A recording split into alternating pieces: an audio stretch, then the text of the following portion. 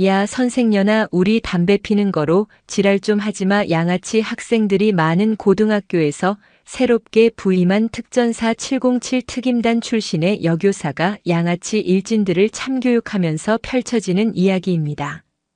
경기도 평택의 하늘은 언제나 공장 굴뚝에서 뿜어져 나오는 희뿌연 연기와 항구의 비릿한 소금기 섞인 바람으로 가득했다.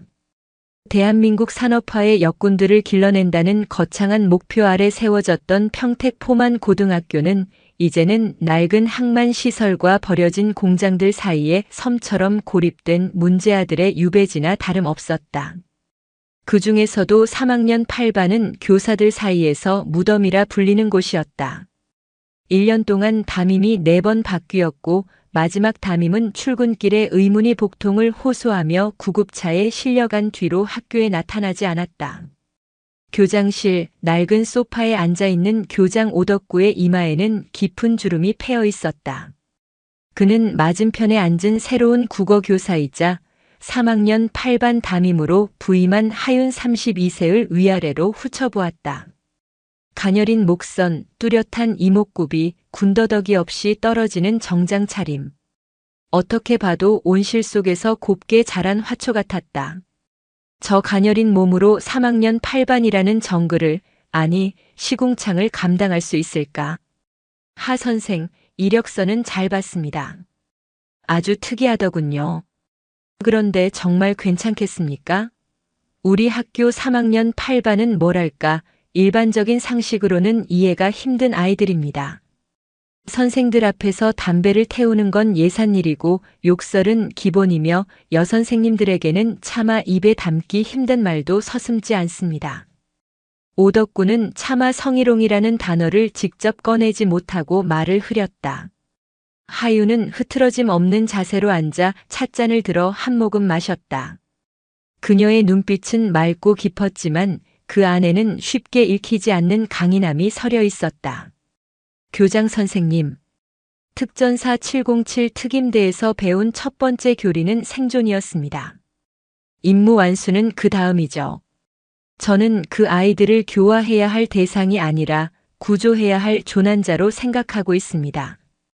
그녀의 입에서 나온 707 특임대라는 단어에 오덕구의 눈이 커졌다. 대한민국 최정예 특수부대. 그곳에서도 부사관으로 심지어 양성교육기관의 교관까지 역임했다는 이력서 내용이 그저 종이 위의 글자가 아님을 직감했다.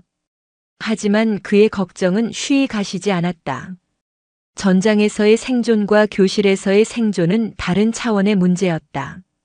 조난자라 그 조난자들이 구조선을 침몰시키려 들 겁니다.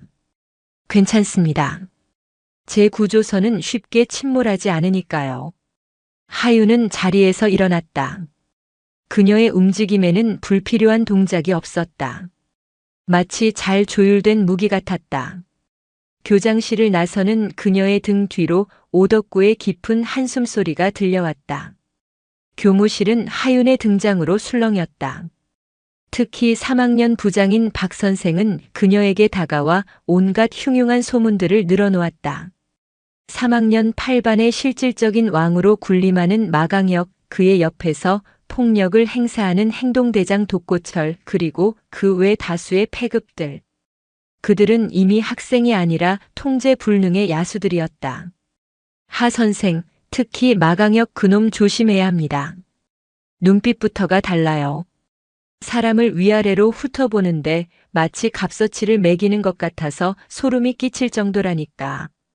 그리고 독고철은 그냥 미친놈입니다. 생각보다 주먹이 먼저 나가는 놈이에요. 동료 교사들의 진심 어린 걱정 속에서 하윤은 묵묵히 자신의 책상을 정리했다. 그녀의 책상 위에는 국어 교과서와 지도안, 그리고 윤동주의 시집 한 권이 놓였다. 다른 교사들의 책상과 별다를 바 없는 풍경이었지만 그 모든 것을 정리하는 그녀의 손길은 마치 작전 전 장비를 점검하는 군인처럼 침착하고 절도 있었다. 종이 울리고 하윤은 3학년 8반으로 향했다. 복도는 쥐 죽은 듯 조용했다. 폭풍 전의 고요함. 그녀가 교실 문 앞에 서자 안에서 들려오던 소음이 거짓말처럼 멎었다. 문고리를 잡는 그녀의 손에 망설임은 없었다. 그녀는 문을 열었다. 그리고 30개의 수컷 하이에나 눈동자와 마주했다. 끽, 소름 끼치는 마찰음과 함께 3학년 8반의 낡은 철문이 열렸다. 순간 교실 안의 모든 공기가 하윤에게로 쏠렸다. 호기심, 경멸, 조롱, 그리고 짐승의 것과 같은 노골적인 욕망이 뒤섞인 30개의 눈동자가 그녀의 머리부터 발끝까지를 집요하게 탐색했다. 교실의 풍경은 전쟁터 그 자체였다. 책상과 의자는 성한 것이 없었고 창문은 금이 가 있었으며 벽에는 차마 입에 담지 못할 욕설과 음란한 그림들이 가득했다. 매캐한 담배 연기와 땀 냄새, 그리고 희망 없는 젊음이 썩어가는 악취가 코를 찔렀다. 하윤이 교탁을 향해 걸어가는 짧은 순간 뒤쪽에서 휘파람 소리와 함께 저질스러운 농담이 터져나왔다. 와, 이번엔 몸매 죽이는데? 선생님, 오늘 밤 시간 어때요? 제가 잘 가르쳐 드릴 수 있는데. 하윤은 아무런 반응도 보이지 않고 교탁 앞에 섰다. 그 침묵이 오히려 아이들을 더욱 자극했다. 그때 교실 가장 뒤쪽 마치 왕좌처럼 보이는 자리에 다리를 꼬고 앉아있던 마강혁이 턱짓을 했다. 신호를 받은 행동대장 독고철이 음흉한 미소를 지으며 자리에서 일어났다. 그는 부러진 대걸레 자루를 한 손에 든 채 건들거리며 하윤에게 다가왔다. 새로 오신 담임 선생님? 우리 반에 오려면 신고식부터 해야지. 독고철이 하윤의 눈앞에서 대걸레 자루를 바닥에 탁 하고 내려놓았다. 이거 잡고 나랑 블루스 타임 한번 어떠실까? 영광인 줄 알라고. 교실 안은 터져나오는 폭소로 가득 찼다. 명백한 성희롱이었다. 힘으로 여교사를 제압하고 조롱하여 첫날부터 길을 꺾어 놓으려는 그들만의 의식이었다. 다른 교사들은 이 지점에서 울음을 터뜨리거나 소리를 지르거나 혹은 교실 밖으로 도망쳤다. 하지만 하윤은 달랐다. 그녀는 나지막이 하지만 교실 전체에 울릴 만큼 또렷하게 말했다. 나는 블루스보다 탱고를 더 좋아해. 그 말이 무슨 뜻인지 아이들이 채 파악하기도 전이었다.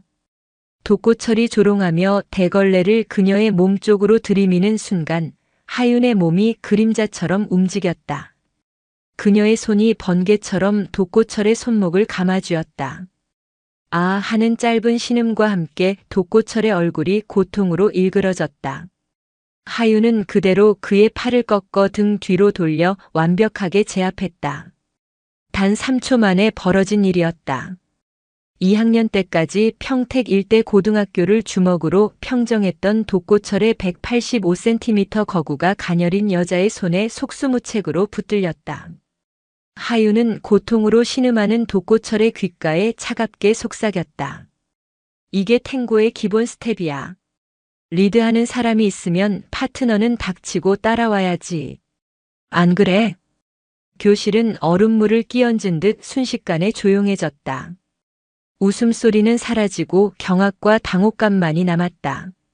하윤은 독고철을 가볍게 밀쳐내고 교실 전체를 향해 마치 지휘관처럼 선포했다. 오늘부터 너희 담임이 된 하윤이다. 잘 들어. 여기는 더 이상 폐수 처리장이 아니야. 오늘부로 여기는 내 작전 구역이다. 그리고 내 구역에서는 내 규칙을 따른다. 불만 있는 놈. 그녀의 시선은 교실 뒤편의 마강혁에게로 향했다. 사냥감을 관찰하던 맹수처럼 그녀를 지켜보던 마강혁의 눈빛이 처음으로 미세하게 흔들렸다. 하윤은 천천히 그에게로 걸어갔다. 또각또각 그녀의 구두 소리가 교실의 정적을 갈랐다. 마강혁의 책상 앞에 멈춰 선 그녀는 그의 학생기록부를 들어보였다. 마강혁. 중학교 시절 전국 복싱대회 2위. 특기 사람 약 올리기와 비꼬기. 아버지는 평택항 부두 노동자, 어머니는 가출. 맞나? 마강혁의 얼굴이 굳어졌다. 자신의 치부를 아무렇지 않게 들춰내는 그녀의 행동에 당황한 기색이 역력했다. 입으로 하는 싸움은 자신 있나 보네. 그런데 그 입이라는 건 말이야. 보통 가진 게 없거나 겁이 많은 녀석들이 마지막으로 휘두르는 무기지. 하윤은 몸을 숙여 마강혁과 눈을 맞췄다. 그녀의 눈에서는 어떤 감정도 읽을 수 없었다. 똑똑히 들어도 앞으로 나 하윤에게 그리고 이 교실의 그 누구에게든 성적인 모욕이나 인격적인 모독을 하는 놈은 내가 직접 인간이 무엇인지 다시 가르쳐 주겠다. 신체 구조부터 사회적 역할까지 아주 상세하게. 알아들었나? 그녀의 목소리는 조용했지만 그 안에 담긴 위압감은 교실 전체를 지배했다. 마강혁은 입술을 깨물었지만 아무 대답도 하지 못했다. 그것은 긍정의 의미였다. 평택 포만고 3학년 8반 폐급들의 왕국에 새로운 질서가 세워지는 순간이었다. 그것은 폭력과 조롱이 아닌 압도적인 힘과 누구도 거스를 수 없는 카리스마에 의한 것이었다. 첫날의 충격요법은 효과가 있었다. 교실의 물리적인 소음은 눈에 띄게 줄었다. 대놓고 담배를 피우거나 욕설을 내뱉는 아이들은 사라졌다. 하지만 그것은 복종이 아니었다. 상처 입은 맹수들이 숨을 죽이고 다음 기회를 노리는 것과 같은 팽팽한 긴장감이 감도는 관망이었다. 아이들은 하윤이라는 예측 불가능한 존재를 파악하기 위해 끊임없이 그녀를 주시했다. 하윤 역시 그 사실을 알고 있었다. 그녀는 아이들을 제압해야 할 적이 아니라 구조해야 할 표적으로 규정했다. 작전의 성공을 위해서는 표적에 대한 정확한 정보 수집과 분석이 우선이었다. 그녀는 수업 시간과 쉬는 시간을 이용해 아이들 하나하나를 세심하게 관찰했다. 마치 위장하고 적진에 침투한 특수요원처럼 그녀는 모든 것을 보고 듣고 기억했다. 국어 시간 그녀는 유인물을 나눠주며 윤동주의 시 쉽게 씌어진 시를 읽고 아무거나 자유롭게 감상을 적어보라고 했다. 대부분의 아이들은 낙서를 하거나 엎드려 잠을 잤다. 하지만 하윤의 시선은 한 아이에게 머물렀다. 이름은 여민준. 출석을 부를 때 외에는 누구도 그의 이름을 입에 담지 않는 아이. 있는지 없는지조차 느껴지지 않는 스스로 투명인간이 되어버린 아이였다. 수업이 끝나고 유인물을 걷었을 때 여민준의 종이에는 단 한 문장이 적혀 있었다. 여기 아무도 보지 않는 이곳에서 나는 서서히 사라지고 싶다. 그것은 단순한 감상평이 아니었다. 절망의 끝에서 보내는 구조신호 SOS였다. 여민준은 독고철 무리에게 공식적인 먹이였다. 쉬는 시간이면 화장실로 끌려가 돈을 뜯기고 폭행을 당하면서도 그는 단 한 번도 저항하거나 누군가에게 도움을 청하지 않았다. 맞는 것이 당연하고 빼앗기는 것이 일상인 살. 그는 고통을 피하기 위해 스스로를 지워버리는 방법을 택한 것이었다. 하윤은 그날 방과 후 교실을 청소하던 여민준을 조용히 불렀다. 여민준, 잠깐 상담실로 같이 가지. 상담실에 마주 앉은 두 사람 사이에는 어색한 침묵이 흘렀다. 여민준은 고개를 푹 숙인 채 자신의 낡은 운동화 끈만 바라보고 있었다. 하윤은 그의 유인물을 책상 위에 올려놓았다. 이 문장, 구조신호로 해석해도 되나? 여민준의 어깨가 움찔 떨렸다. 그는 고개를 들지 못했다. 오늘부터 고스트 프로토콜을 시작한다. 작전명이다. 내가 더 이상 교실에서 투명인간, 즉 고스트가 되지 않도록 돕는 훈련이다. 이건 명령이야. 군대식 용어에 여민준이 당황한 듯 고개를 들었다. 하윤의 눈빛은 진지했다. 그녀는 농담을 하는 것이 아니었다. 첫 번째 훈련. 지금부터 나와 10초 동안 눈을 마주친다. 시선을 피하면 실패다. 실시. 여민준은 어쩔 줄 몰라 했지만 하윤의 단호한 눈빛에 저항할 수 없었다. 그는 떨리는 눈으로 그녀를 바라보았다. 1초, 2초 누군가와 이렇게 오랫동안 눈을 마주친 것은 처음이었다. 어색하고 두려웠지만 하윤의 눈은 그를 비난하거나 동정하지 않았다. 그저 묵묵히 그를 인식하고 있었다. 10초가 지났을 때 여민주는 자신도 모르게 숨을 참고 있었다는 것을 깨달았다. 성공. 아주 작은 성공 경험이 사람을 바꾼다. 내 안에도 용기라는 게 있어. 먼지가 쌓여서 보이지 않을 뿐이야. 하윤은 책상 서랍에서 윤동주의 시집 하늘과 바람과 별과 시를 꺼내 그에게 건넸다. 두 번째 훈련 과제다. 내일 아침 교실로 들어올 때 가슴 펴고 정면을 보고 걸어와. 누군가와 눈이 마주쳐도 피하지 마. 딱 1초만 더 쳐다봐. 그리고 이 시집 하루에 시 한 편씩 소리내서 읽어. 부끄러움을 이기는 훈련이다. 여민주는 얼떨결에 시집을 받아들었다. 그의 손안에서 느껴지는 책의 감촉이 낯설었다. 다음 날 하윤과 여민준의 비밀 작전을 멀리서 지켜보는 눈이 있었다. 마강혁이었다. 그는 하윤이 여민준에게 무언가를 건네고 그 이후로 여민준의 작은 행동들이 미세하게 변하는 것을 놓치지 않았다. 아침에 교실 문을 열고 들어오는 여민준은 여전히 어색했지만 분명 고개를 들고 정면을 보려고 애쓰고 있었다. 쉬는 시간 여민준이 책상에 앉아 시집을 읽고 있을 때였다. 어김없이 독고철이 다가와 시비를 걸었다. 야, 찐따. 뭘 그렇게 심각하게 보냐? 연애 편지라도 쓰게. 어디 보자. 독고철이 시집을 빼앗으려고 손을 뻗는 순간이었다. 교실 뒤편에서 나른한 목소리가 들려왔다. 야, 독고. 냅둬라. 재미없게. 마강혁이었다. 그는 턱을 괜 채 창밖을 보고 있었지만 그 말은 분명 독고철을 향한 것이었다. 독고철은 순간 불만스러운 표정을 지었지만 왕의 명령을 거역할 수는 없었다. 그는 재수 없는 새끼라고 한번 쏘아붙이고는 자리로 돌아갔다. 여민주는 놀란 눈으로 마강혁을 쳐다보았다. 마강혁은 여전히 창밖만 보고 있었다. 그는 여민준을 도운 것이 아니었다.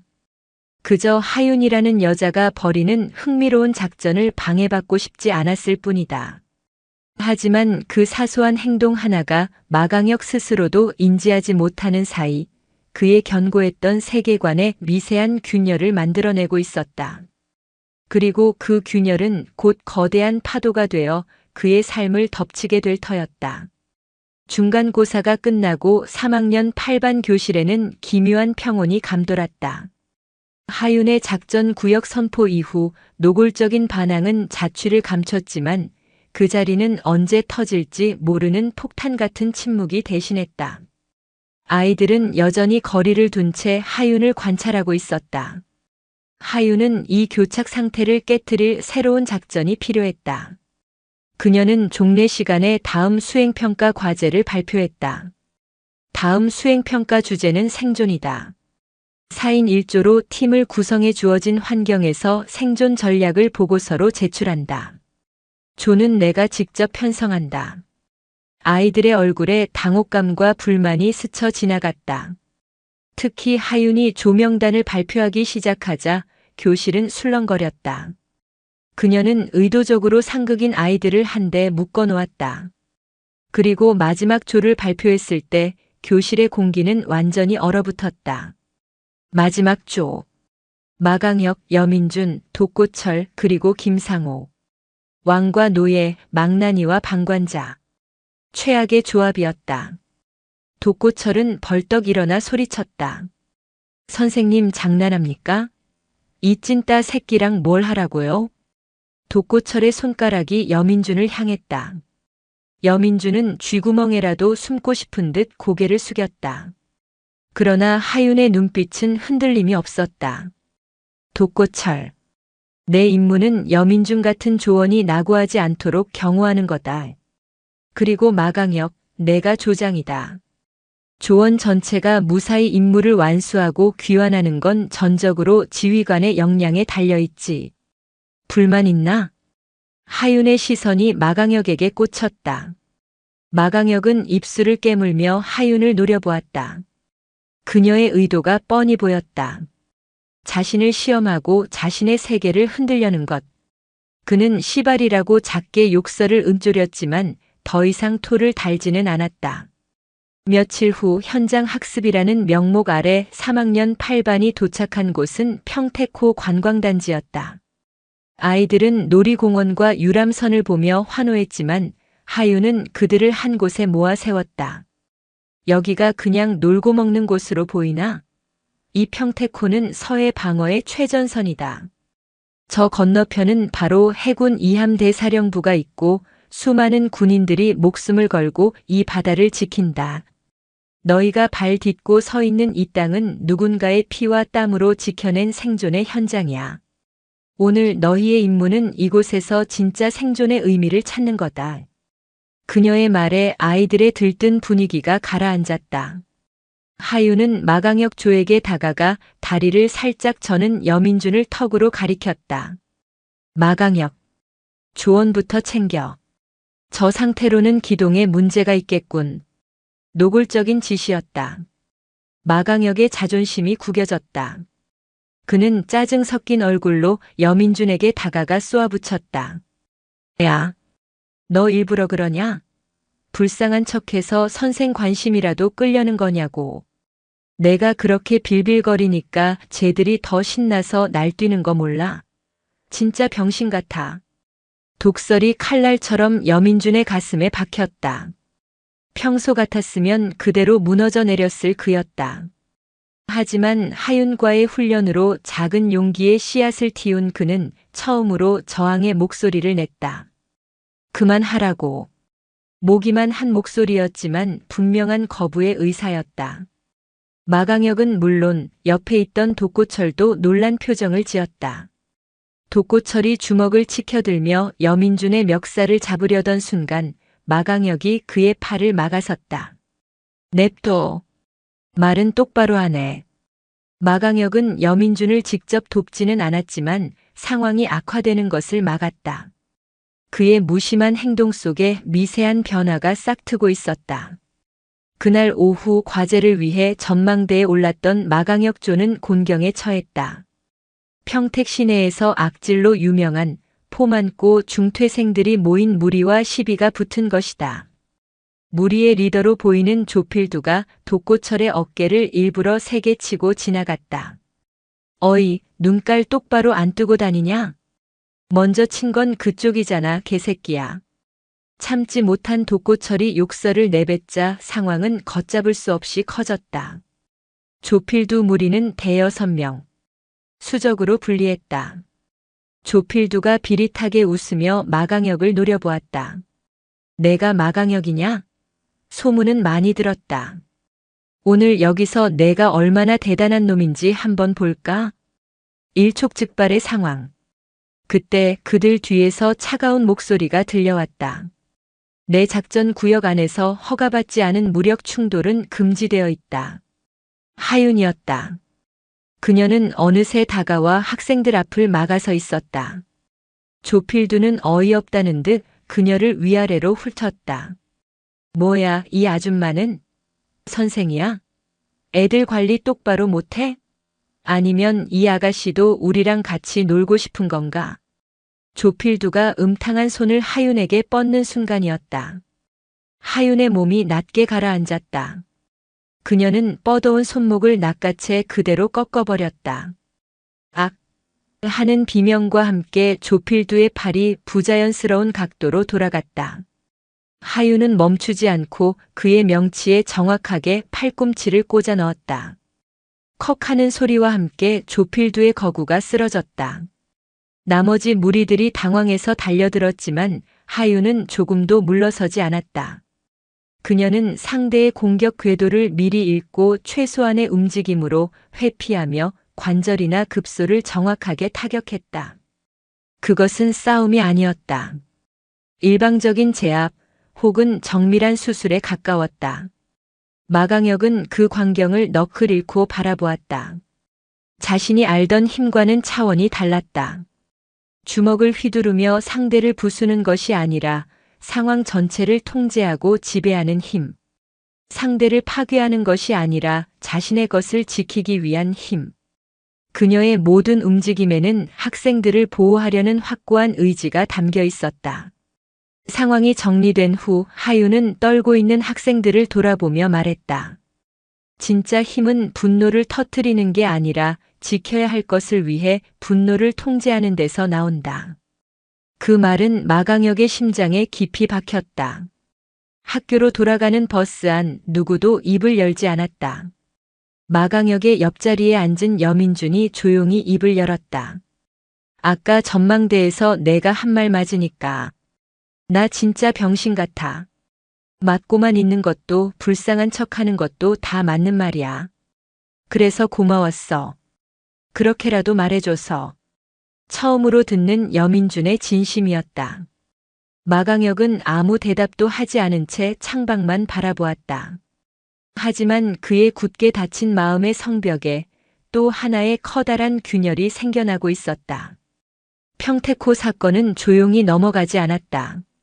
제압당한 조필두의 부모가 교육청에 민원을 넣은 것이다. 여교사에게 아들이 무차별 폭행을 당했다는 악의적인 내용이었다. 소문은 꼬리에 꼬리를 물고 부풀려졌고 결국 교육청 감사가 결정되었다. 학교는 발칵 뒤집혔다. 교장 오덕구는 하윤을 불러 노발대발했지만 그녀는 평소처럼 담담했다. 제가 모든 책임을 지겠습니다. 그녀의 태도는 오히려 동료 교사들의 불안감을 증폭시켰다.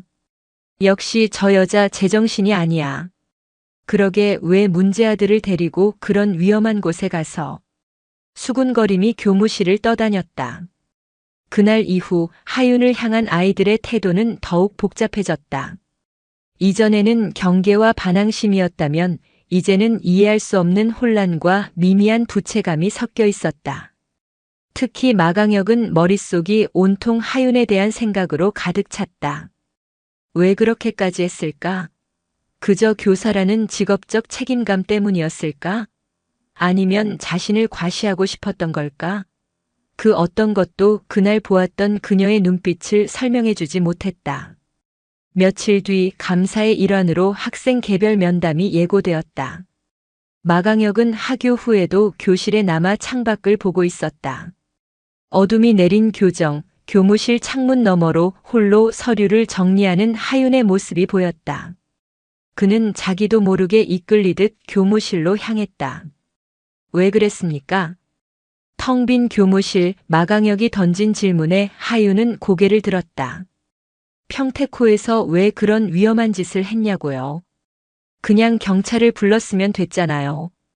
그러다 다치기라도 했으면 어쩔 뻔했어요.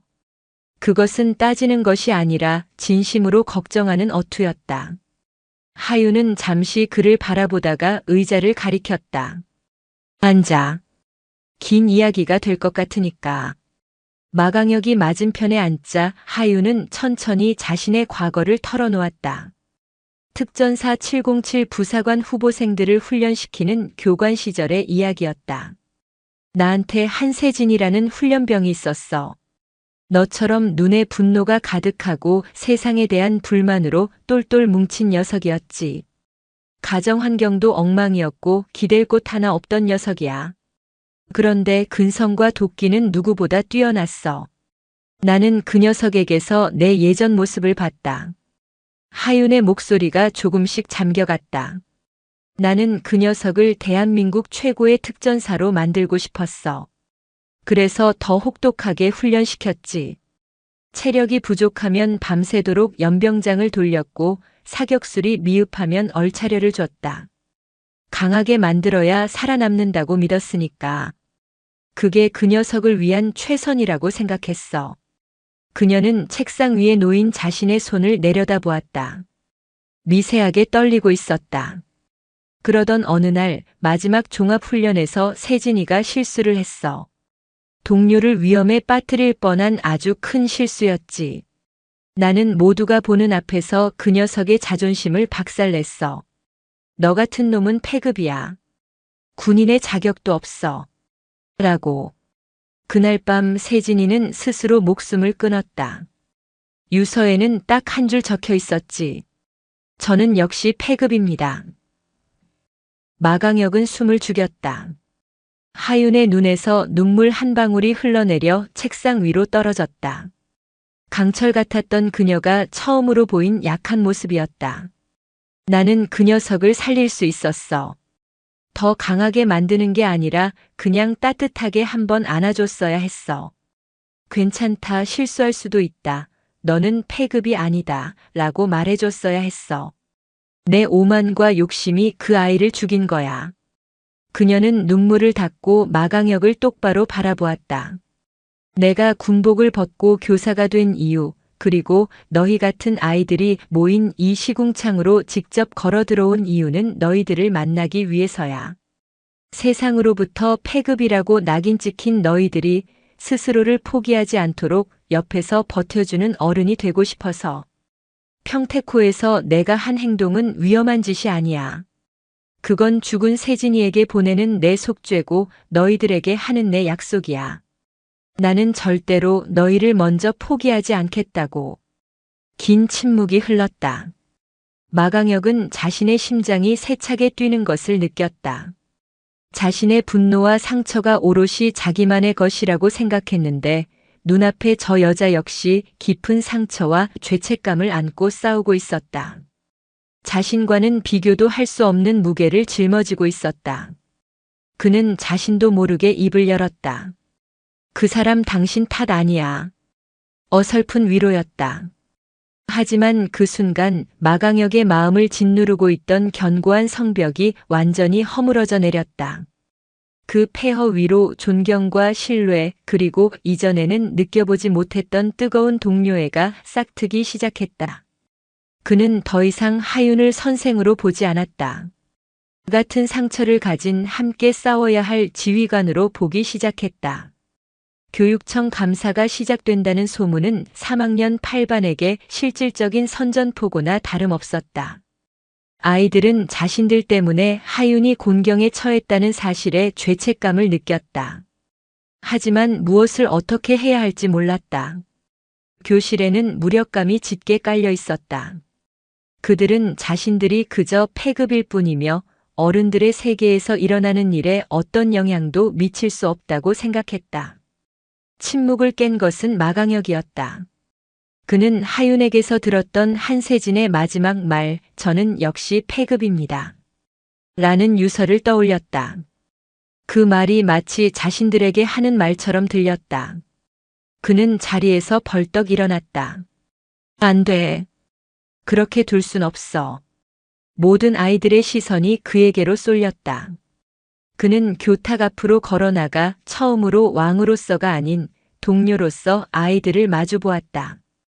우리가 싸워야 돼. 싸우다니? 어떻게? 누군가의 회의적인 질문에 마강혁이 단호하게 대답했다. 지금까지 우리는 우리 자신을 위해서만 싸웠어. 내 자존심, 내 구역, 내 주먹. 그런데 저 여자는 우리를 위해서 싸웠잖아. 그럼 이제 우리가 저 여자를 위해서 싸워줄 차례 아니냐? 그의 말에 아이들이 동요하기 시작했다. 그때 교실 구석에서 조용한 목소리가 들려왔다. 탄원서를 쓰자. 여민준이었다. 모두의 시선이 그에게 향하자 그는 움찔했지만 이내 용기를 내어 말을 이었다. 우리가 그날 있었던 일을 사실 그대로 쓰는 거야. 선생님이 우리를 어떻게 지켜주셨는지. 그건 폭력이 아니었다고. 우리한테 선생님이 얼마나 필요한 분인지 그걸 써서 내는 거야. 투명인간 같던 여민준의 입에서 나온 용기 있는 제안에 교실 분위기는 순식간에 반전되었다. 마강혁은 여민준을 보며 희미하게 미소 지었다. 좋은 생각이다. 여민준, 내가 탄원서 초안을 작성해. 글은 내가 제일 잘 쓰니까. 마강혁은 이어서 독고철을 바라보았다. 독고철, 너는 반 애들 전체 서명을 받아. 한 놈도 빠지면 안 돼. 이건 명령이다. 평소 같으면 귀찮아했을 독고철이 군말 없이 고개를 끄덕였다. 마강혁은 교실 전체를 둘러보며 선언했다. 작전명은 방패작전이다. 우리가 하윤 선생님의 방패가 되어주는 거야. 그날 오후 3학년 8반 교실은 처음으로 하나의 목표를 위해 뜨겁게 움직였다. 여민주는 연필을 꾹꾹 눌러가며 진심을 담아 탄원서를 써내려갔다. 독고철은 평소의 위압적인 태도는 온데간데 없이 아이들 한 명 한 명에게 서명을 받았다. 아무도 거부하지 않았다. 30개의 서명은 30개의 마음이었다. 다음 날 감사관이 학교에 도착했다. 남궁연수라는 이름의 여성 감사관은 칼같이 달인 정장에 안경을 쓴 냉철하고 이성적인 인물이었다. 그녀는 교장과 면담을 마친 뒤 3학년 8반 학생 대표와의 면담을 요청했다. 대표로 나선 것은 마강혁과 여민준이었다. 마강혁은 굳은 표정으로, 여민준은 떨리는 손으로 탄원서를 들고 상담실로 들어섰다. 남궁연수는 서류에서 눈을 떼지 않은 채 차갑게 물었다. 용건이 뭐지? 이것 저희 반 아이들이 쓴 탄원서입니다. 마강혁이 탄원서를 내밀었다. 남궁연수는 힐끗 쳐다볼 뿐 받지는 않았다. 나는 감정에 호소하는 자리에 온 게 아니다. 규정과 절차에 따라 제기된 민원의 사실 관계를 확인하는 과정일 뿐이야. 너희들의 생각이나 감정은 이 사건의 본질과 아무런 관련이 없어. 관련이 있습니다. 여민준이 자신도 모르게 소리쳤다. 저희는 그 현장에 있었습니다. 저희가 증인입니다. 선생님은 저희를 지키셨을 뿐입니다. 남궁연수는 그제야 서류에서 고개를 들고 안경 너머로 두 사람을 쳐다보았다. 그녀의 눈에는 어떠한 온기도 없었다. 증언은 정식 절차에 따라 채택될 거다. 그런 종이 쪼가리는 필요 없어. 돌아가 봐. 방패 작전은 그렇게 처참하게 실패했다. 아이들이 처음으로 뭉쳐서 시도했던 저항은 어른의 차가운 규정과 절차 앞에서 산산조각 났다. 상담실에서 나온 마강혁과 여민준의 얼굴에는 깊은 절망감이 서려 있었다. 교실에서 기다리던 아이들은 두 사람의 표정만 보고도 모든 것을 알 수 있었다. 희망으로 뜨거웠던 교실은 다시 한번 차가운 무력감에 휩싸였다. 그들은 깨달았다. 진짜 싸움은 아직 시작되지도 않았다는 것을. 감사 마지막 날 3학년 8반 교실에는 죽음과도 같은 정적이 흘렀다. 남궁연수 감사관은 오늘 하윤의 거취에 대한 최종 결정을 내릴 예정이었다. 아이들은 방패 작전의 처참한 실패 이후 어떤 것도 할 수 없다는 무력감에 사로잡혀 있었다. 마강혁은 창밖의 잿빛 하늘을 보며 주먹을 쥐었다 폈다. 폐급은 결국 폐급인 건가? 어른들이 정해놓은 판 위에서 발버둥 쳐봐야 아무것도 바꿀 수 없는 건가? 바로 그때였다. 복도 저편에서 고함 소리와 함께 무언가 부서지는 소리가 들려왔다. 어떤 년이야? 내 아들한테 이상한 바람 넣은 년이 누구냐고. 교실 문이 거칠게 열리고 술에 절어 비틀거리는 중년 남자가 교실 안으로 난입했다. 마강혁의 아버지였다. 그의 눈은 충혈되어 있었고 온몸에서는 역한 술 냄새가 진동했다. 그는 교탁 앞에 선 하윤을 발견하고는 손가락질하며 달려들었다. 내년이구나. 감히 내 아들을 데리고 장난질을 쳐? 어디서 굴러먹던 계집이 선생이라고 설쳐. 막말과 함께 그의 손이 하윤의 뺨을 향해 날아갔다. 아이들은 공포에 질려 얼어붙었다. 그러나 하윤은 눈 하나 깜짝하지 않고 날아오는 손을 가볍게 피했다. 그리고 아이들을 보호하려는 듯 마강혁의 아버지 앞을 가로막아 섰다. 그 순간이었다. 평생을 아버지의 폭력 아래서 공포에 떨며 살아왔던 마강혁이 얼어붙었던 자리에서 천천히 걸어 나왔다. 그는 자신의 아버지와 그를 지키려는 하윤 사이에 섰다. 아들의 등을 본 아버지는 더욱 길길이 날뛰었다. 이 새끼가 안 비켜? 전연 편드는 거야 지금? 아버지. 마강혁의 목소리는 미세하게 떨리고 있었다. 하지만 그는 평생 처음으로 두려움의 근원이었던 아버지의 눈을 정면으로 마주 보았다. 그만하세요. 뭐? 이 개새끼가 미쳤나? 분노에 찬 아버지의 손이 이번에는 아들의 뺨을 향해 무섭게 날아들었다. 마강혁은 눈을 감았다. 하지만 예상했던 고통은 찾아오지 않았다. 그가 실눈을 떴을 때 하윤이 강철 같은 손으로 아버지의 손목을 붙잡고 있었다. 자식에게 폭력을 휘두르는 건 훈육이 아닙니다. 아버님, 그건 그냥 범죄입니다. 하윤의 목소리는 얼음장처럼 차가웠다. 그녀의 말은 기폭제가 되었다. 마강혁의 안에서 억눌려왔던 모든 감정이 폭발했다. 그는 울부짖었다. 나 다시는 아버지처럼 살지 않을 거야. 평생 술 마시고, 엄마 때리고, 나 때리고, 그렇게 사는 거 지긋지긋해. 나는 그렇게 안 살아. 절대로. 그의 절규는 교실 전체를 울렸다. 이 사람은 강지영, 아니 하윤 선생님은 나한테 처음으로 내 인생을 살라고 말해준 사람이야. 아버지처럼 되지 않을 수 있다고, 너는 폐급이 아니라고 말해준 첫 번째 어른이라고. 모든 광경을 복도에서 말없이 지켜보던 사람이 있었다. 남궁연수 감사관이었다.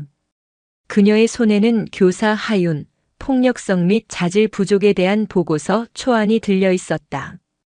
그녀는 천천히 교실로 들어왔다.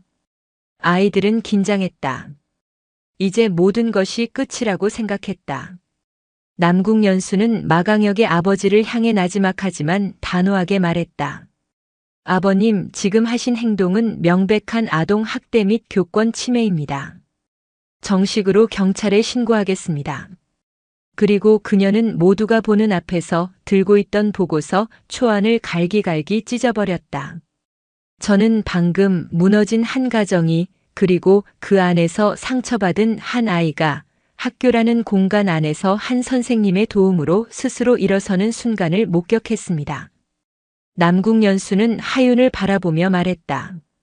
규정과 절차만으로는 담을 수 없는 진실이 있다는 것을 배웠습니다. 하윤 선생님의 교육 방식은 문제의 소지가 있는 것이 아니라 이 아이들에게 반드시 필요한 것이었습니다. 교육청에는 제가 모든 책임을 지고 선생님에 대한 전폭적인 지원을 요청하도록 보고하겠습니다. 그녀의 선언에 아이들은 순간 무슨 일이 일어난 건지 이해하지 못했다. 이내 누군가 먼저 박수를 치기 시작했고 그 박수는 교실 전체로 번져나갔다. 마강혁은 주저앉아 아이처럼 오열했다. 하윤은 말없이 다가가 그의 어깨를 감싸 안았다. 그것은 교관이 훈련병에게, 선생이 제자에게 보내는 위로가 아니었다. 상처 입은 한 인간이 또 다른 상처 입은 인간에게 보내는 따뜻한 연대였다. 3학년 8반의 진짜 진실은 그렇게 세상에 증명되었다. 감사의 폭풍이 지나간 3학년 8반에는 어색하지만 새로운 질서가 자리 잡았다. 마강혁은 더 이상 폭군이 아니었다. 그는 혼란스러운 왕국을 물려받아 어떻게 이끌어가야 할지 고뇌하는 젊은 왕처럼 보였다. 그의 눈빛에서는 이전의 날카로운 반항심 대신 책임감의 무게가 느껴졌다. 힘의 방향을 잃은 행동대장 독고철은 어색하게 교실을 서성였고 여민주는 더 이상 책상에 고개를 파묻지 않았다. 그는 다른 아이들과 서툴게나마 대화를 나누기 시작했다. 투명인간은 마침내 자신의 색깔을 찾은 것이다. 하윤은 아이들이 스스로 길을 찾아가도록 묵묵히 기다려주었다. 그녀는 지휘관이었지만 모든 전투를 대신 치러주는 해결사가 아니었다. 스스로 싸우는 법을 가르치는 조력자였다. 그리고 기말고사가 다가오자 그녀는 새로운 작전을 하달했다. 지금부터 평균 점수 탈환 작전을 개시한다. 종례 시간 하윤의 선포에 아이들은 어리둥절한 표정을 지었다. 작전 목표는 2가지다. 첫째, 전원 과락 면제. 둘째, 반평균 점수를 전교 꼴찌에서 딱 1계단 위로 올린다. 터무니없는 목표는 아니었지만 공부와는 담을 쌓고 살아온 아이들에게는 에베레스트 등반처럼 느껴졌다. 에이 선생님, 그걸 어떻게 해요? 우리가 공부를 해봤어야 알죠. 불평이 터져 나왔다. 하윤은 씩 웃으며 말했다. 혼자서는 불가능하지. 하지만 팀이라면 가능하다. 지금부터 임무 중심적인 스터디 그룹을 편성한다. 성적순이 아니야. 각 과목별로 조금이라도 나은 녀석들을 교관으로 나머지를 훈련병으로 편성한다. 그녀는 칠판에 빼곡히 조편성표를 적어 내려갔다. 놀랍게도 수학 교관은 평소 게임만 하던 김상호였다. 그는 다른 건 다 엉망이었지만 수학 문제 푸는 것만큼은 이상할 정도로 뛰어났다. 영어 교관은 팝송 가사를 줄줄 외우던 박철민이었다. 하윤은 아이들 각자가 가진 아주 작은 재능까지도 꿰뚫어 보고 있었던 것이다. 그리고 마강혁. 하윤이 마강혁을 불렀다. 너는 이 모든 스터디 그룹을 총괄 지휘하는 작전 사령관이다. 싸움의 판을 읽고 끝까지 밀어붙이는 내 특유의 전략과 깡을 이번엔 시험 공부에 써봐. 마강혁은 잠시 망설였지만 이내 고개를 끄덕였다. 이것이 자신에게 주어진 새로운 역할임을 직감했다. 그날부터 3학년 8반의 풍경은 180도 달라졌다. 교실은 난생 처음 보는 열기로 가득 찼다. 수학 교관 김상호는 게임 캐릭터의 스킬트리를 설명하듯 함수를 가르쳤고 훈련병들은 신기하게도 그 설명을 알아들었다. 독고철은 영어 단어 하나를 외우기 위해 책상을 머리로 찧어가며 괴성을 질렀고 박철민은 그런 그에게 팝송을 불러주며 억지로 단어를 주입시켰다.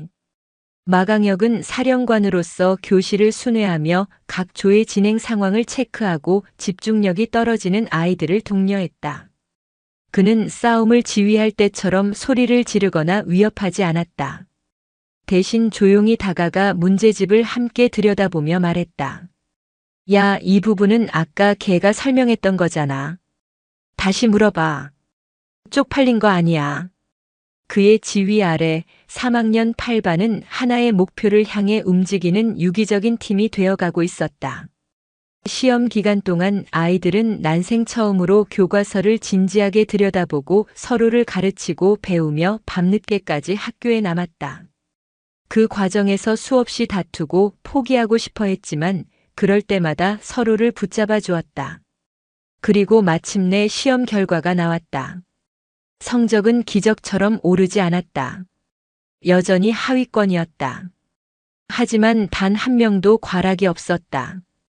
그리고 아이들은 처음으로 찍지 않고 풀어서 얻은 점수가 적힌 성적표를 받아들고 기쁨을 감추지 못했다. 하윤은 전체 반 평균 점수가 적힌 종이를 들고 교탁 앞에 섰다. 아이들은 침을 삼키며 그녀를 바라보았다. 하윤은 미소를 지으며 선포했다. 우리 반 평균, 바로 옆 반인 7반보다 0.5점 높다. 우리는 더 이상 꼴찌가 아니다. 그 순간 교실은 떠나갈 듯한 환호성으로 가득 찼다. 아이들은 서로 부둥켜 안고 소리를 질렀다. 그것은 단순히 성적이 올랐다는 기쁨이 아니었다. 우리도 할 수 있다는 자신감을 얻은 자들의 함성이었고 함께 싸워 승리하는 법을 배운 팀의 포효였다. 평택포 많고 폐급들의 집합소는 그날 완전히 사라졌다. 그리고 그 자리에는 수많은 상처와 실수를 딛고 일어선 자랑스러운 3학년 8반 팀이 서 있었다. 기말고사가 끝나고 잿빛 항구 도시에는 어느덧 겨울의 초입을 알리는 차가운 바람이 불기 시작했다. 졸업이 얼마 남지 않은 3학년 8반 교실에는 이전과는 다른 종류의 불안과 기대가 공존했다. 미래. 단 한 번도 진지하게 생각해 본 적 없었던 그 단어가 현실의 무게를 띠고 아이들 각자의 어깨를 짓눌렀다. 폐급이라는 꼬리표를 떼어냈지만 어디로 가야 할지 모르는 망망대해에 던져진 기분이었다. 하윤은 그들의 혼란을 지켜보며 이번에는 작전을 하다라는 대신 조용히 개별 면담을 시작했다. 그녀는 더 이상 명령하는 지휘관이 아니라 각자의 항로를 설정하도록 돕는 등대직이었다. 가장 먼저 상담실을 찾은 것은 마강혁이었다. 그는 쭈뼛거리며 자리에 앉아 한참을 망설이다 입을 열었다. 선생님, 저 군대 가려고요. 하윤은 의외라는 표정 대신 그럴 줄 알았다는 듯 부드럽게 미소 지었다. 도망치는 건가? 아닙니다. 마강혁은 고개를 저었다. 예전 같았으면 도망이었겠죠. 그런데 지금은 아닙니다. 제대로 배우고 싶어졌습니다. 사람을 지키는 힘이 뭔지, 책임감이란 게 뭔지 선생님처럼 부사관이 될 겁니다. 그의 눈빛은 진지했다. 아버지의 그늘에서 벗어나 하윤을 통해 보았던 진짜 힘을 자신의 것으로 만들고 싶어 했다. 하윤은 서랍에서 부사관 지원 서류를 꺼내 그에게 건넸다. 내가 가는 길을 응원한다. 하지만 명심해. 군대는 사람을 바꾸는 곳이 아니라 바뀔 준비가 된 사람을 강하게 만들어주는 곳이다. 진짜 싸움은 내 자신과의 싸움이 될 거야. 다음은 여민준이었다. 그는 예전의 어두운 그림자를 완전히 벗고 한결 밝아진 얼굴로 들어왔다. 그의 손에는 낡은 윤동주 시집이 들려 있었다. 저는 글을 쓰고 싶어요. 시나 소설을요. 선생님이 주신 시집을 읽고 또 탄원서를 쓰면서 글이라는 게 얼마나 큰 힘을 가졌는지 알게 됐어요. 보이지 않던 저를 보이게 만들어줬고 제 목소리를 내게 해줬으니까요. 그래서 국문학과에 가고 싶습니다. 하윤은 진심으로 기쁜 표정을 지었다. 스스로를 지우려 했던 아이가 이제는 세상에 자신의 이야기를 남기려 하고 있었다. 가장 의외의 변화는 독고철에게서 나타났다. 면담을 꺼리던 그를 하윤이 억지로 불러앉혔다. 그는 한참 동안 손톱만 물어뜯다 겨우 입을 열었다. 저는 뭘 해야 할지 모르겠습니다. 싸움 말고는 할 줄 아는 게 없는데. 하윤은 그의 두툼하고 상처 많은 손을 가만히 내려다보았다. 독고철, 너 지난번 교실 책상 다리 부서졌을 때 아무도 못 고치는 거 순식간에 고쳐놨었지? 손재주가 좋더군. 네. 아, 그거야 뭐. 평택항에 가면 기술 배우는 곳이 많아. 용접이나 선박기관 수리 같은 거. 내 그 힘과 손재주를 사람을 해치는 대신 무언가를 만들고 고치는 데 써보는 건 어때? 그것도 세상을 지키는 아주 중요한 일이다. 독고철의 눈이 처음으로 반짝였다. 누군가 자신의 힘을 긍정적인 가치로 인정해 준 것은 처음이었다. 그렇게 아이들은 각자의 미래를 조금씩 그려나가기 시작했다. 졸업을 며칠 앞둔 어느 날 하윤은 아이들에게 마지막 임무를 부여했다. 졸업 선물이다. 1년 동안 우리가 부수고 더럽혔던 이 교실을 우리 손으로 직접 고치고 청소한다. 아이들은 투덜거리면서도 각자 공구와 페인트를 들고 교실을 수리하기 시작했다. 부서진 책상을 고치고 욕설이 가득했던 벽에 하얀 페인트를 칠했다. 금이 갔던 창문도 함께 힘을 합쳐 새 것으로 갈아 끼웠다. 그것은 단순한 청소가 아니었다. 자신들의 어두웠던 과거를 지우고 상처를 치유하며 새로운 시작을 준비하는 신성한 의식과도 같았다. 모든 작업이 끝난 교실은 햇살을 받아 눈부시게 빛났다. 그곳에서 마강혁은 하윤에게 다가가 툭 하고 콜라 캔 하나를 건넸다. 감사했습니다. 진짜로. 아직 끝나지 않았어. 졸업은 끝이 아니라 시작이니까. 알고 있습니다. 마강혁은 하얗게 칠해진 벽을 보며 말했다. 그래도 이제는 뭘 그려야 할지 알 것 같습니다. 그들의 진짜 성장은 인천, 아니 평택의 잿빛 하늘 아래 바로 그곳에서부터 시작되고 있었다. 마침내 졸업식 날이 밝았다. 평택 포만 고등학교의 교정은 여느 학교와 다름없이 졸업을 축하하는 현수막과 꽃다발을 든 학부모들로 붐볐지만 그 공기만은 미묘하게 달랐다. 특히 강당 한편에 모여있는 3학년 8반 아이들의 모습은 이질적이면서도 시선을 끄는 무언가가 있었다. 몸에 맞지 않는 헐렁한 졸업가운을 걸친 모습은 어색하기 짝이 없었다. 마치 갓 전입온 신병이 전투복 사이즈를 잘못 지급받은 것처럼 우스꽝스러웠다. 하지만 그들의 눈빛은 더 이상 작년 봄의 그 패급들이 아니었다. 맹수처럼 번득이던 경계심과 분노 대신 자신의 자리를 찾은 자의 차분함과 새로운 시작을 앞둔 자의 막연한 기대감이 자리하고 있었다. 짧게 깎은 머리가 유독 눈에 띄는 마강혁은 팔짱을 낀 채 시끄럽게 떠드는 옛 부하들을 지휘관처럼 묵묵히 지켜보고 있었다. 그의 시선은 더 이상 상대를 제압하려는 위압감이 아닌 전체의 안위를 살피는 책임감으로 채워져 있었다. 여민주는 작은 수첩을 손에 들고 연신 무언가를 적고 있었다. 그는 더 이상 구석에 숨어드는 투명인간이 아니었다. 그들의 마지막 역사를 기록하는 조용한 사관이었다. 거대한 덩치의 독고철은 친구의 비뚤어진 졸업 모자를 바로 잡아주며 껄껄 웃고 있었다. 사람을 부수던 그의 투박한 손은 이제 누군가를 바로 세워주는데 익숙해져 있었다. 교무실 창가 하윤은 그 모습을 가만히 내려다보았다. 1년 전 자신이 처음 이곳에 발을 들였을 때를 떠올렸다. 시궁창 갔던 교실, 희망 없이 썩어가던 30개의 눈동자. 그녀는 그들을 구조해야 할 표적으로 규정했었다. 그리고 이제 그 구조 작전이 공식적으로 끝나는 날이었다. 가슴 한편이 자랑스러움으로 벅차오르면서도 다른 한편으로는 텅 빈 듯한 허전함이 밀려왔다. 마치 혹독한 훈련을 마치고 자대로 떠나보내는 훈련병들을 보는 교관의 심정이었다. 오늘 그녀는 전투복처럼 입던 정장 대신 단아한 원피스 차림이었다. 하나의 작전이 끝났음을 알리는 그녀만의 조용한 의식이었다. 졸업식은 교장 오덕구의 길고 지루한 훈화로 시작되었다. 아이들은 몸을 비틀며 하품을 쏟아냈다. 각종 상장 수여식이 이어지고 이제 식이 거의 끝나갈 무렵이었다. 교장이 특별상 시상을 위해 다시 마이크를 잡았다. 마지막으로 특별 공로상이 있겠습니다. 모두가 전교 회장이나 수석 졸업생의 이름이 불릴 것이라 예상했다. 하지만 교장의 입에서는 전혀 예상치 못한 말이 흘러나왔다.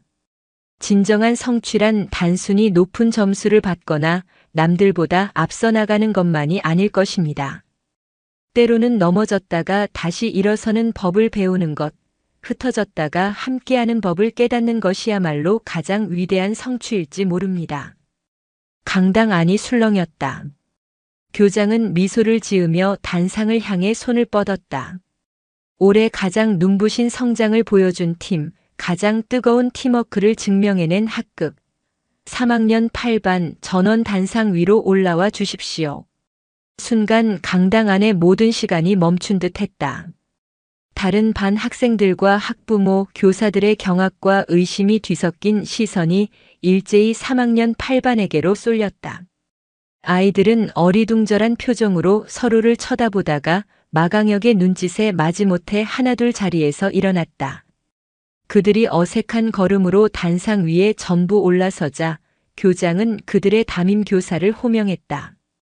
이 자랑스러운 팀의 지휘관 하윤 선생님께서 대표로 상을 받아주시겠습니다.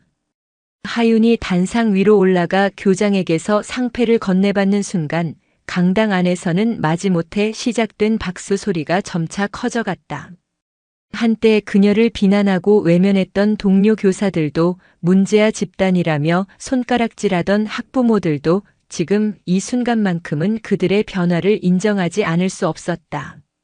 그것은 3학년 8반과 그들의 지휘관 하윤이 1년 동안의 처절한 싸움 끝에 얻어낸 공식적인 명예 회복이었다.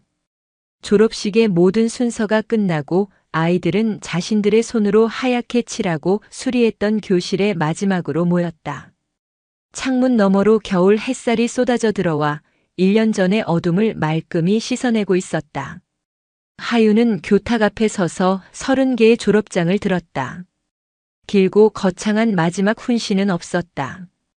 대신 그녀는 한 명 한 명의 이름을 부르며 졸업장을 건넸고 그 아이에게만 들릴 목소리로 짧은 마지막 명령을 속삭여 주었다. 김상호, 내 머릿속에 그 복잡한 계산식으로 세상을 더 이롭게 만들어라.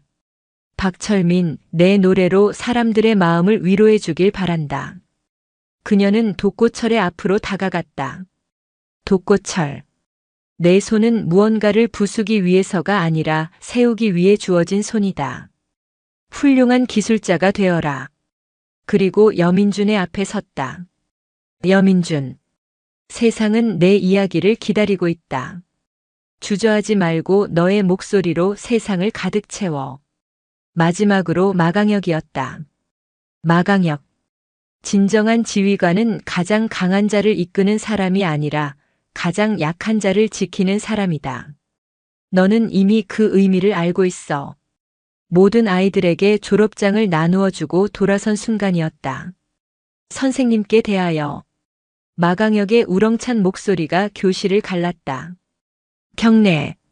아이들은 약속이라도 한 듯 일제히 자리에서 일어나 서툰 동작으로 경례를 붙였다.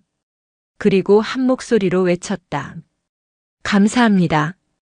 군대처럼 절도 있는 동작은 아니었지만 그 어떤 군대의 사열보다도 진심이 담긴 투박하고 뜨거운 함성이었다. 하윤의 눈시울이 처음으로 붉어졌다. 그때 여민준이 앞으로 나와 두툼한 책 한 권을 그녀에게 내밀었다. 표지에는 3학년 8반 최종 작전 보고서라고 적혀 있었다. 저희들이 선생님께 드리는 선물입니다. 하윤이 책을 펼치자 그 안에는 아이들이 삐뚤빼뚤한 글씨로 적어 내려간 감사와 다짐의 메시지들이 가득했다. 선생님 아니었으면 전 지금 소년원에 있었을 겁니다. 처음으로 졸업이라는 걸 해보네요. 감사합니다. 절대 포기하지 않는 법을 가르쳐 주셔서 감사합니다. 한 장 한 장 넘길 때마다 일련의 기억이 파노라마처럼 스쳐 지나갔다. 모든 이들이 떠나고 텅 빈 교정, 하윤은 홀로 교문 앞에 서서 멀어져 가는 아이들의 뒷모습을 바라보고 있었다. 그때 마지막으로 남아있던 마강혁이 그녀에게 다가왔다. 괜찮으시겠습니까? 내년에 또 들어올 폐급놈들하고. 그의 농담 섞인 질문에 하윤이 희미하게 웃었다. 이 세상에 폐급은 없어. 아직 자신의 작전 구역을 찾지 못한 조난자들이 있을 뿐이지. 내 임무는 바로 여기다. 마강혁은 더 이상 묻지 않았다. 그는 허리를 깊이 숙였다. 첫 휴가 나오면 보고 드리러 오겠습니다. 기다리고 있겠다. 마강혁 훈련병. 하윤은 처음으로 그의 이름을 군인의 계급과 함께 불러주었다. 그것은 그의 새로운 시작을 인정하는 최고의 격려였다. 마강혁은 마지막으로 경례를 붙이고 뒤돌아 버스 정류장을 향해 걸어갔다. 세상이라는 새로운 작전 구역을 향해 나아가는 그의 어깨는 더 이상 움츠러들어 있지 않았다. 하윤은 그의 뒷모습이 완전히 사라질 때까지 자리를 지켰다. 그리고 아이들이 남기고 간 최종 작전 보고서를 펼쳤다. 첫 페이지 여민준의 단정한 글씨로 이렇게 적혀 있었다. 가장 어두운 밤 우리에게 별을 읽는 법을 가르쳐준 지휘관께 이 보고서를 바칩니다. 학교의 마지막 종이 울렸다. 하나의 전투가 끝났고 그녀는 또 다른 전투를 준비하고 있었다. 평택의 잿빛 하늘은 그날따라 유난히 푸르게 보였다.